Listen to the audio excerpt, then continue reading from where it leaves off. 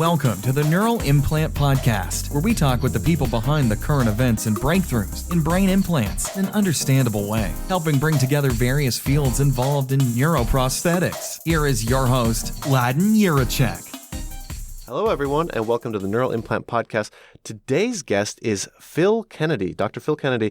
If you know much about the neural implant field, then you might know this name because he's kind of a controversial figure. So a few years ago, he implanted himself with his own electrodes. He went down to Belize and had a surgeon that had done other surgeries on previous patients, implant him. And so he was his own, guinea pig, test rat or whatever. And so he had the bravery, or he had the courage or confidence to test out his own devices and use a surgeon that he had seen do good work. So crazy stuff. He had it in for a few years, got, I guess, really good data from it. But still, he remains a very controversial figure. It's crazy stuff. And now he wants to bring this to the world. He's kind of starting a business where more people, locked in patients, people who are paralyzed and can't speak, can have these devices implanted and then be able to speak, via computer. Like, it's decoded real time.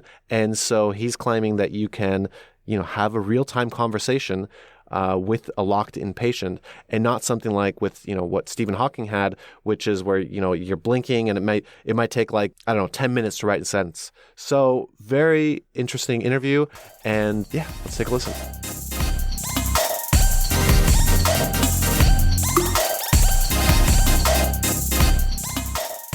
Phil Kennedy, you just asked, what do I want to ask you? And everything, because you're such a controversial person. But I guess the thing you're most known for is that you implanted yourself. You gave yourself a neural implant. And a lot of people were just like, what? That's crazy.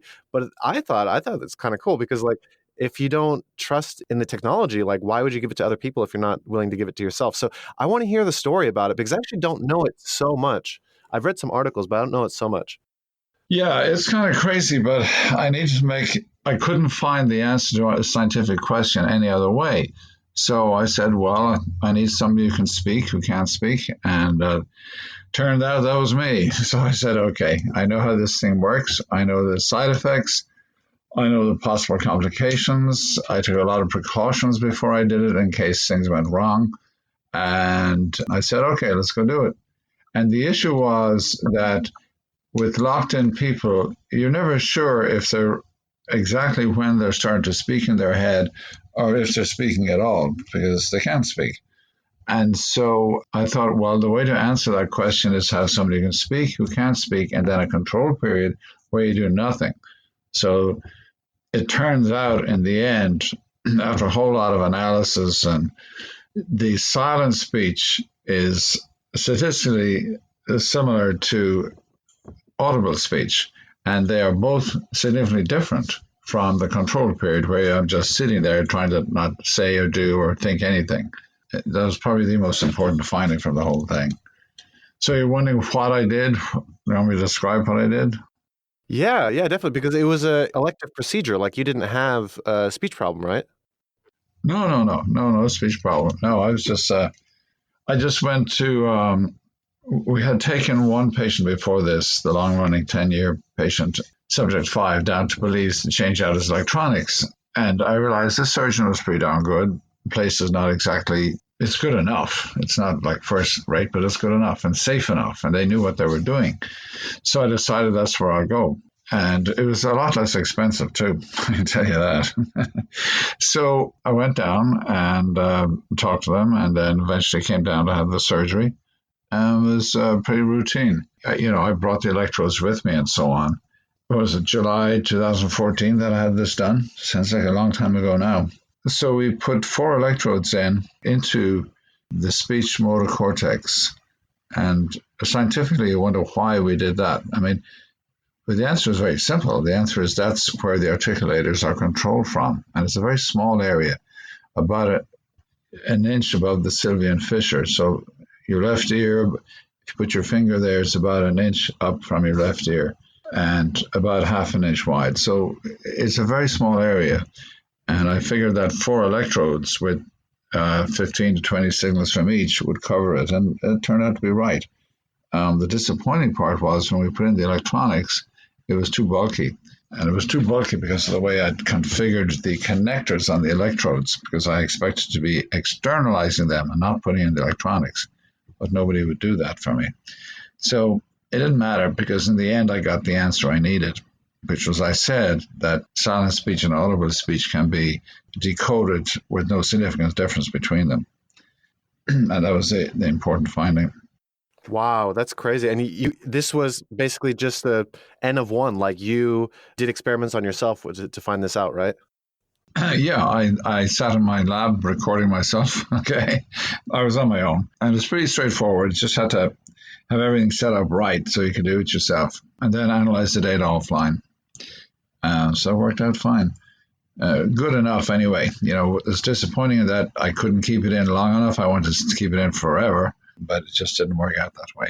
And because of the electronics and everything else, the bulk of it, the incision wouldn't fully close, so we kept sewing it up, but eventually I had to take it out just for my own safety. And it was fine. There was no infection or nothing like that, and I'm fine now. As you can hear, I can speak, so I can speak. So it didn't stop me speaking. And we got the answer we wanted. So what was that like? I mean, what was the surgery like? And then actually, I was reading that you were having troubles afterwards too. Like you had some complications right after the surgery. Well, I don't know what the surgery was like because I was asleep. Okay. Well, I do know it took about 10 hours or something ridiculously long. And then they put me back and I was fine. The next day I was speaking fine. I thought, well, this is a piece of cake. The day after that, I couldn't speak at all. I lost my speech. Okay. I lost it for about 5 days, and then it started to come back slowly over the next few weeks. Because there was some swelling there, because we put 4 electrodes in and there was some swelling, that's not unusual.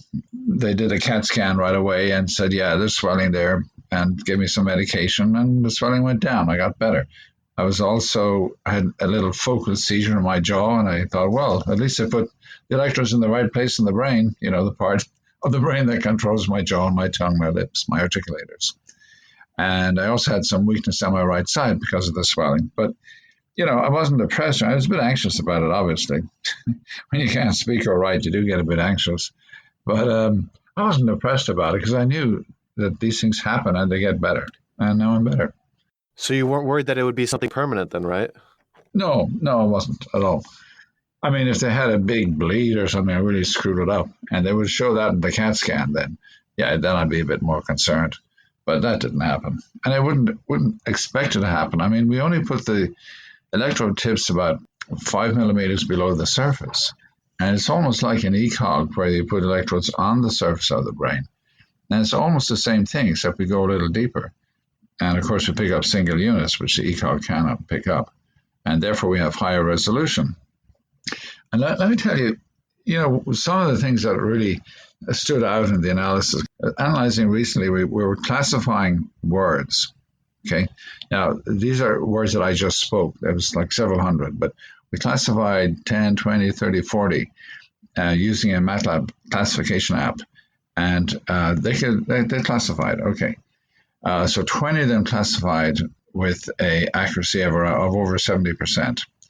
And I thought, well, when you look at this, there are 23 units in that one electrode from one part of my brain. And I thought, well, what are these silly little ones hardly firing at all? Let's throw them all out and reclassify. So I knocked out 10 from the 23 because they just didn't seem to be bothered with the whole thing. Well, I got a big surprise because they were essential. Suddenly, when I did that and reclassified, the accuracy dropped down like into the 60 range. And so I started adding back the units in pairs or singles or whatever, and found that you needed 5 of those slow firing units.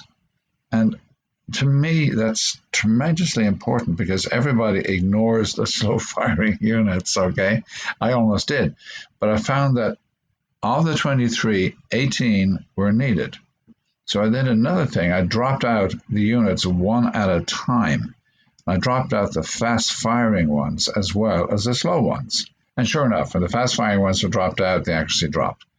But it confirmed the other result, that you can drop out 5 of them and it doesn't matter, but the others, it does matter.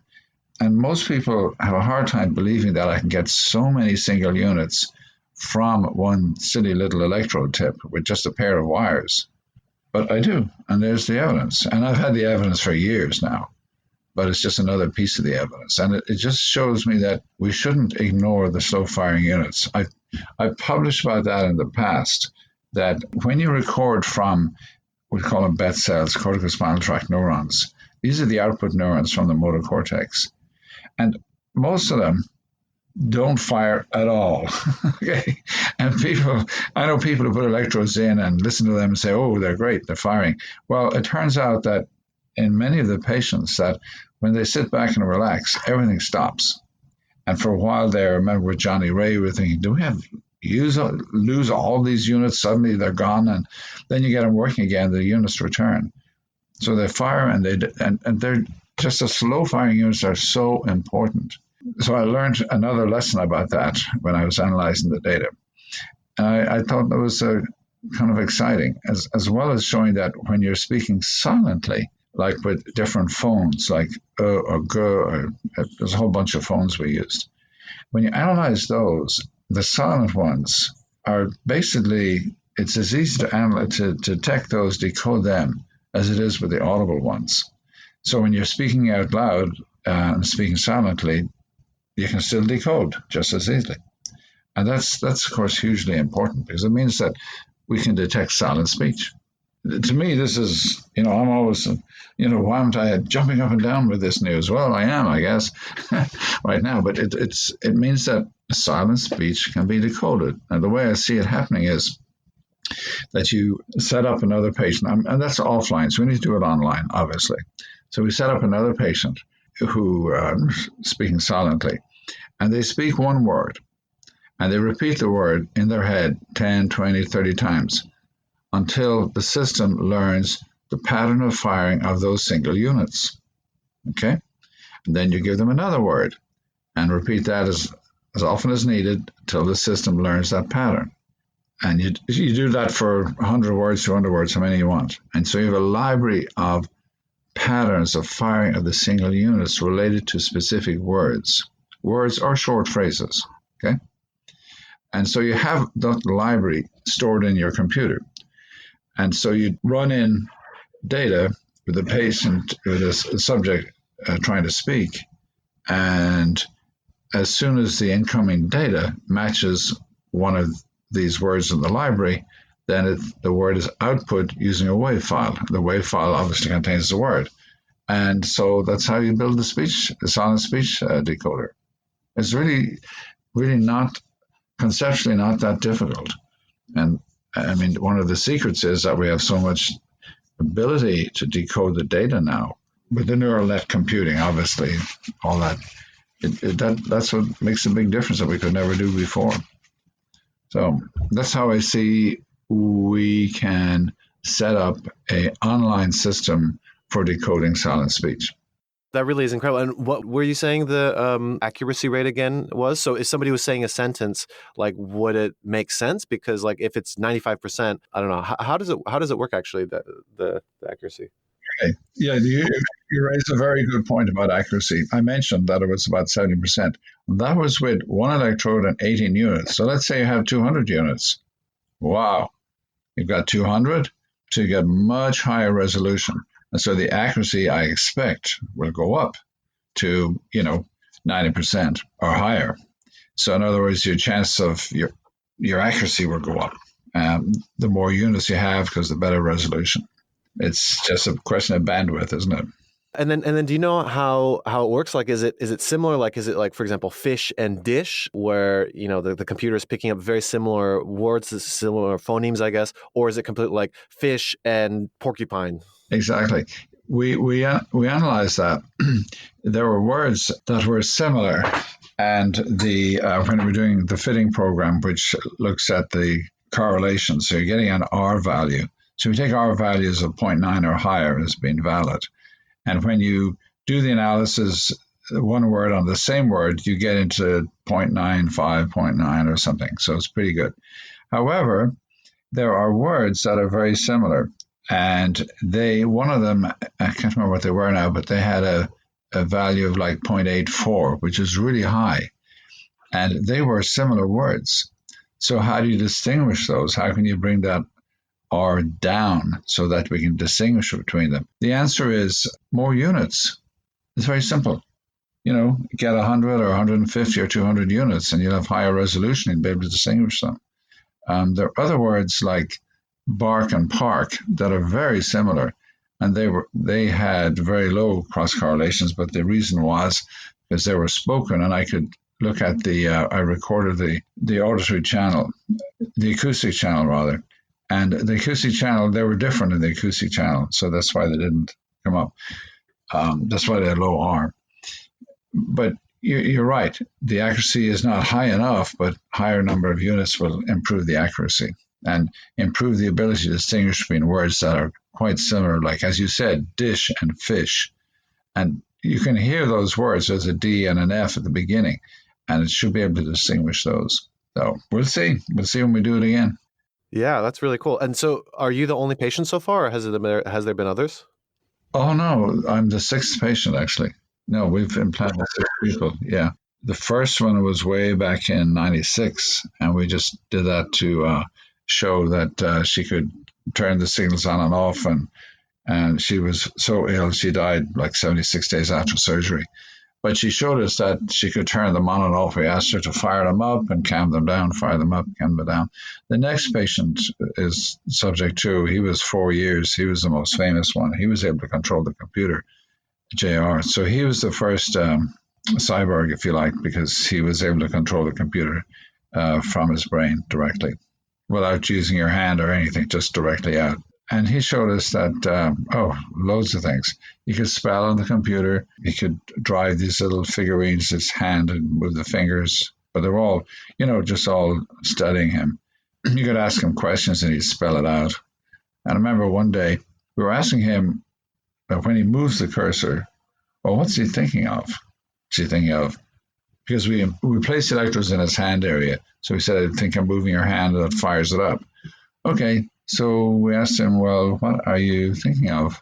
And he spelled out nothing, N-O-T-H-I-N-G, just spelled it out like that. That was the end of the day. So I said, all right, we'll see you tomorrow. So we packed up and went home. And he said, he's spelling nothing? He was still thinking of nothing? And we asked him the same question the next day, and he spelled out, I was thinking of moving the cursor. So in other words, the part of his brain that was devoted to moving his hand when he could move his hand had now switched over to moving the cursor. So we call it cursor-related cortex. That was the first time anybody, any human, had shown us that. And I didn't make a fuss over it because it seemed pretty obvious to us at the time. But it's this plasticity of the brain is an extremely important point that JR, the subject to, he brought that out. Because if you have units and you can condition them, as we've done in several patients, you can condition them to do what you want with them. Hey, that's important.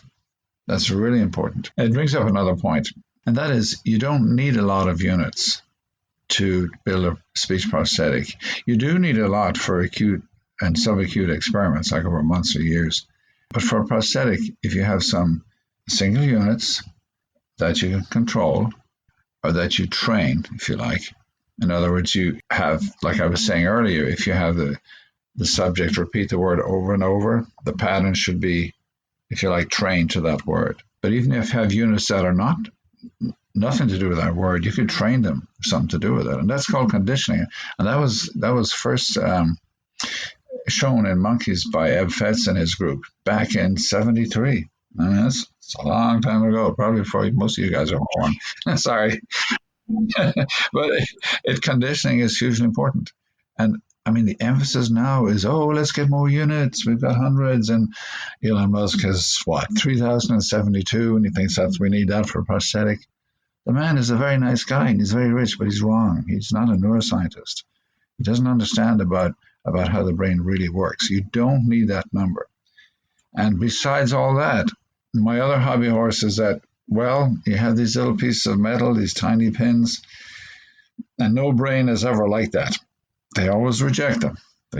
called scarring, gliosis, and eventually you lose the signal. Now that's going to happen with all those. So they're not going to work anyway for long term.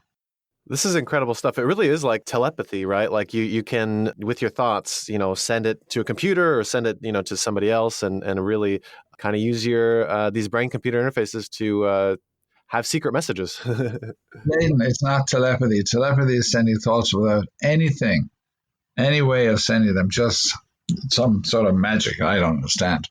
No, we have plenty of devices between the persons speaking silently or otherwise, or Johnny Ray driving the cursor.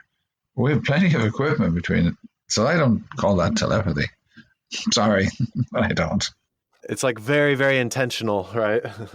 Yeah. Where were we going with this? But that is the other debate, Oh, we don't really need single units. We can get multi-units and we can get ECOG and we can record from that, blah, blah, blah. The point is that you can do that. And you can use those signals for crude movements, moving an arm and so on. You can use multi-units, use ECOG, which is just like EEG from the surface of the brain. Yes, you can do that. But for really high resolution needs, such as for speech or very fine movements of the digits, you're better off with the high resolution single units. Now, I know there's a big debate. Well, we've got this artificial intelligence and Google and Facebook and Brian Johnson, they're all using these fancy computers to decode EEG. Well, good luck, fellas. Okay, because garbage in, garbage out. That's the first rule of computing. So if the resolution is not in the signal, it's extremely difficult to pick it out. And, I have to keep an open mind about this. Maybe their computers are better than I think. Maybe the artificial intelligence is better than I think it is. And they will get something for sure. But will they get near conversational rate speech? That I doubt very much. They'll get yeses and nos and a few words here and there. Yeah. But that's not speech. I mean, we can do that. We can do that with like Stephen Hawking did, moving his eyebrow. He's got a switch there, and he can access letters and words that way. It's really slow. So that's my criticism of them. Don't think that they can possibly get the high resolution from EEG, and not even from ECOG. So what kind of speed, what kind of word rate were you able to achieve? It was offline. I didn't just speak. No, I didn't have a word. I didn't say that. But the next patient that we implant, that's certainly what we're going to do. We're going to build it, like I said, building a library of words, and then have the patient speak, first of all, slowly at first, and then build it up. And basically, that's how we'll develop the system. I'm absolutely convinced that we can do it now. Having seen that data from my own head, I'm totally convinced. What kind of speed do you expect? Conversational rate, what we're talking right now, right? And the computer, the system, neural net system will have to learn, my accent versus your accent versus somebody else. So it'll be very personalized programs. So it'll be quite a while, a few weeks at least, of calibrating the system, building the library to my accent and to your accent or somebody else's accent. They'll all be different. They won't be transferable from one person to the next. So you've you kind of started, you launched something from this research and in partnership with this surgeon in Belize. Do you want to talk about that? Well, yeah, we can go down there again, no problem. Yeah, he's a very nice guy and a very good surgeon too. I've got an FDA IDE on this project, which kind of I thought ended with the last patient subject number 5, but it didn't really end. So I'm getting that back up. So we can do the implants. We will be able to do them here. We can do them in Belize. And I also have the idea of having brain implant centers around the world, different places, like a friend in England who's interested, and go to other countries around the world to set it up and help these people who are locked in. You bring up a good question because, a lot of locked in patients, the sad thing about them is that over 90% decide not to take a ventilator. So the very time when they need to be able to, when they're losing their speech and they're becoming totally paralyzed, they decide, well, let it go. And I understand that perfectly. Yeah. So we're trying to find out how many locked-in patients, whether it's ALS or brainstem stroke or whatever, how many of them would really want something like this? And I'm trying to do a survey to find out, but so far I haven't really found out. It's underway. But we are trying to get, as you said, going back to your original question, we are trying to get centers around the world, one of them in the States, obviously, but also in the Belize and maybe in England and India, other places around the world, Australia. I mean, why not? I mean, these people, I'm concerned, if I was locked in, heck, yeah, I'd want to be able to speak. As you know, I had a friend who was ALS, 30 years, dead now, died last year, David Jane. And he said to me, he typed in on his computer, he had a little device that we built for him to access his computer with a switch. And using the switch, he spelled out that speech makes you more human. It makes you contact people again and not feel like people are waiting for you to, slowly spell things out on a computer. He said he'd be able to speak to his children again. And that was one of the driving forces why I said, hey, let's try speech. This is back in 2003, 2002 and 3. So I kind of assumed that every ALS patient and every brainstem stroke would want to be able to speak again, but maybe not. Maybe they've sort of given up. I don't know.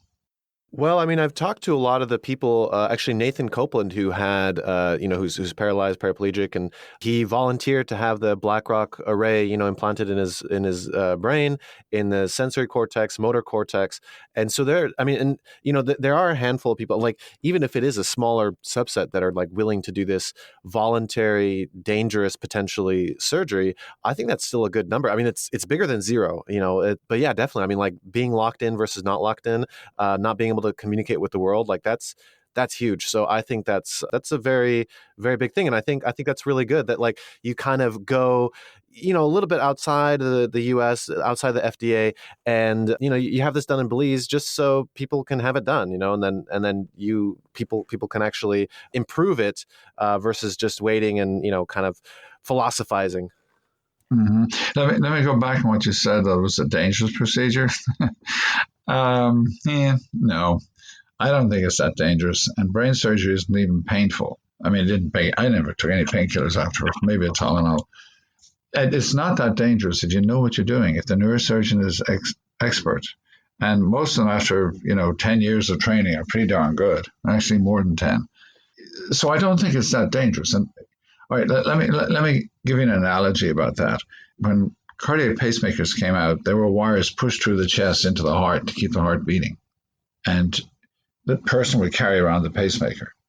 Okay, if it disconnected, it would stop beating, driving the heart, and he'd die. And they hated it. They said, no, I don't want to be carrying around this thing. Why would I? Put it inside my body so I don't even see it. All right, how many people get cardiac pacemakers today? Everybody who wants one. Everybody can afford it. Everybody needs it. They're just routine. And yet, what the cardiologist does, he puts this wire up through your vein and into your heart and rams it into your heart muscle to make sure it's secured in there and turns on this device that's buried inside your chest. And hey, people don't care anymore. It's going to be the same way with the brain. I predict, all right, in 10 years, people have cell phones attached directly to their brain. They'll have other things, other devices. So it appears dangerous to everybody. Once you get in there, why do people have nose jobs, breast implants, butt jobs, and all that? They're dangerous. People die from those occasionally, very occasionally. And I know we think of the brain as kind of more precious, but it's not that much more dangerous. And that's in my not so humble view. Okay, I don't consider it that dangerous. And a lot of people say, "Well, you should." Well, I'd say I don't. That's that. I mean, for sure. Wouldn't that be crazy? I mean, one day, like being paralyzed would be just as like, I don't know, kind of a non-event as breaking your leg. It's just like, oh, that's a bummer. But then like, you're better after a little bit. You're better after like a month. No, I don't. No, not if you have actually ALS. Well, there's some new medications coming out for ALS. And maybe like 10, 20 years down the road, people get ALS, they take these meds and blah, blah, blah. They're okay. So they won't be locked in. You never know. But there's always tragedy. There's always terrible things happening to us. And getting locked in, I think, is one of the worst. And anything I can do to help, I will do. I think this is really cool. I mean, I completely support you in this, and I want to see it succeed. So this is exciting stuff. Good. Yeah. Sure is exciting to me. Anyway, I love what I'm doing. I really do. I mean, it's just tough. Oh my God. I mean, I've been at this since 1986 when I developed the electrode. I'm still at it, and it's getting better all the time. That's a long time. You didn't ask me about the electrode, but why does it last? Why do the signals last? And it's simple. We grow the signals, we grow the brain tissue, the neuropil, into the tip of the electrode. Now, we use trophic factors to draw it in. And so it grows through this hollow glass tip, and it grows in one end, out the other, so it's joined. So the brain can't get rid of it. And it's normal neuropil. So why should there be any scarring? Glass is biocompatible. The wires are gold, Teflon insulated, and the glue that they're glued in with is biocompatible. So it doesn't reject it. And we have data, histological data after 13 years of implantation, and subject number 5, showing plenty of myelinated axons in there and no gliosis, no scarring, which is exactly what I found with all the monkey and rat work that we did way back. And I think that's pretty cool. And it's really, really confirms that there's no scarring, and that's why the signals last. Then we did conditioning of those signals at year 9 and a little bit at year 10 in that subject. And we could condition the signals. They were functional, they were working. We never changed parameters that you use to detect which signals are which. They're stable. We changed them, had to change them when we had to change out electronics, but other than that, it was just minor changes. Same old signals are there all the time. And that's huge. To me, that's the biggest thing out of this. That sounds like an implantable sieve electrode. It's just kind of weird. It's just kind of weird. I mean, it's a chunky looking electrode, costs, just a bit of time and effort and a few bucks to build. And it works better than all the millions of dollars spent on all the electrodes over the long term, not over the short term. I mean, this electrode is useless in the first 3 months because the tissue hasn't grown in, so you don't record anything much worthwhile.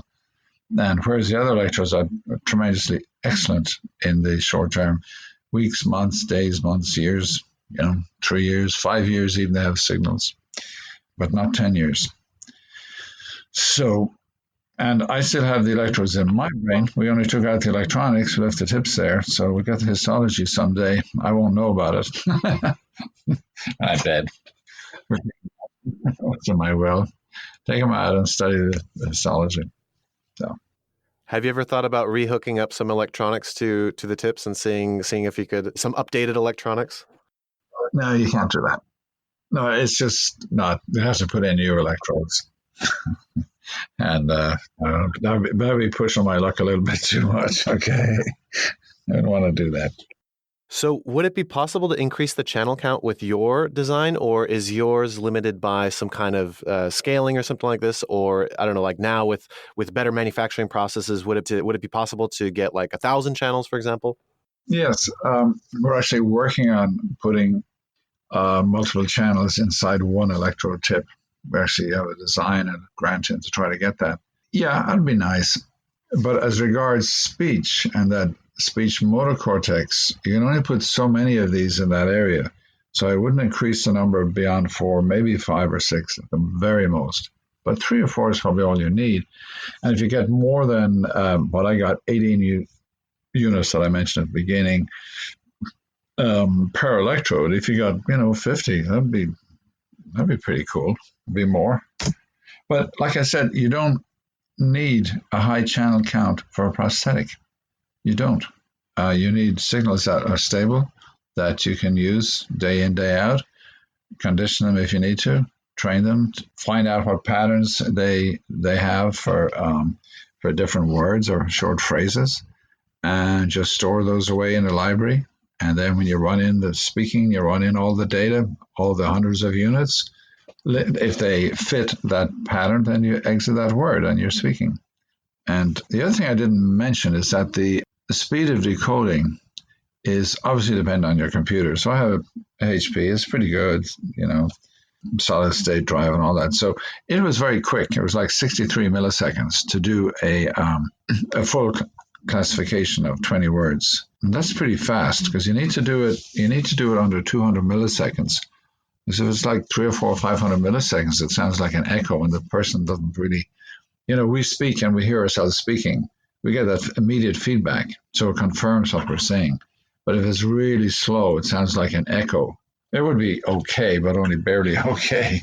We need to keep it fast. And we know that with the systems nowadays, we can do it. We can likely do it under 200 milliseconds. But that was out of a library of 20 words. Like, I think the average vocabulary is like 10,000, 20,000 words. So if you increase the library a lot, would it scale that much more, or would it scale exponentially, or how would it scale? No.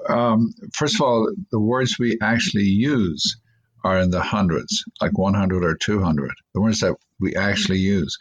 I mean, if you're a poet or a writer or something, yes, you use a lot of other words. But useful words are just in their hundreds. And we decoded up to 40 words. We could have done more, but we did 40. Yeah, the more words you can decode, the better. But I think that 100 or 200 would be useful for somebody who's locked in, who can't say any words, right? As you said, it's better than zero. I mean, you might not need to say something like pineapple or whatever, but like a yes, no, 1, 2, 3, like that really is, or hungry, not hungry. I don't know. That's very important.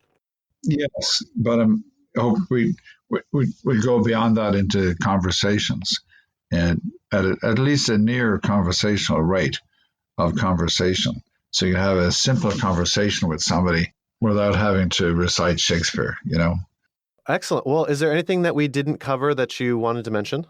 I think I talked about a lot of things in too much of a hurry, I guess, but I think I hit on all the major points that we've come up with, and I hope people enjoy listening to this, and maybe we can take it further, get this job done, because we're not, yes, you just kind of in research and development, you're never really finished, but you get to a point where at least you can help people, because that is really the point of research and development, is to get something out there to help people. I hope this comes out soon as well. This is excellent. Great, babe.